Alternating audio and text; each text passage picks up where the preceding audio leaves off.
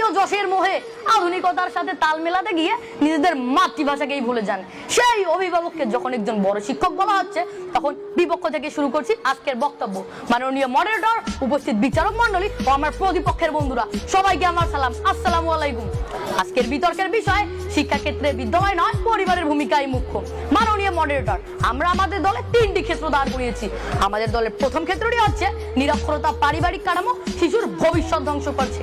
মাননীয় মডারেটর, আমাদের প্রতিপক্ষের কথা শুনে মনে হচ্ছে তারা সেই 90-এর দশকের থেকে বিতর্কটি করছে, কারণ সেই সময় অধিকাংশ পরিবার ছিল যৌথ পরিবার এবং একটি শিশু তার পরিবার থেকে মানবিক মূল্যবোধ সহ আরো অনেক কিছু শিক্ষা নিতে পারত।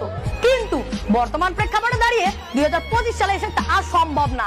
জীবিকার ফাঁকি দিয়ে মানুষ তার সন্তানকে 4 দেয়ালের মাঝে বন্দী করে রাখছে, গৃহ পরিচালিতা রাখছে, বিদ্যালয় দিচ্ছে। যে পরিবারে অভিভাবকদের বিচ্ছেদ হচ্ছে কিংবা পিতামাতাহীন একটি শিশু ঠিক কোন পরিবার থেকে শিক্ষা নেবে, প্রশ্ন থাকবে প্রতিপক্ষের কাছে।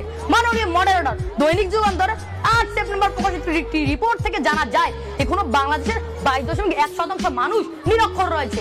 এই বিশাল নিরক্ষর জনগণ কিভাবে তার পরিবারকে শিক্ষা দিবে, প্রশ্ন থাকবে প্রতিপক্ষের কাছে। মাননীয় মডারেটর, চলে যাচ্ছি আমাদের দলের দ্বিতীয় ক্ষেত্রে। আমাদের দলের দ্বিতীয় ক্ষেত্রটি হচ্ছে বিদ্যালয় মানুষকে সামাজিক জীব হিসাবে গড়ে তোলে। মানুষ সামাজিক জীব, এর কথা আমরা সবাই জানি। আসলে জানি না তা হলো ইউনেস্কোর মতে প্রাথমিক শিক্ষার্থীদের মাঝে 80% প্রথমবারের মতো বন্ধু তৈরি করে এবং নিজেদের প্রতিভা প্রদানের সুযোগ পায়। ডেইলি স্ট্যান্ডার্ড প্রতিবেদনে দেখা যায় আফ্রিকার ঘামায় নিয়মিত থাকা শিশুরা 2 গুণ বেশি সামাজিক যোগ্যতা অর্জন করে অনুপস্থিত শিক্ষার্থীদের তুলনায়।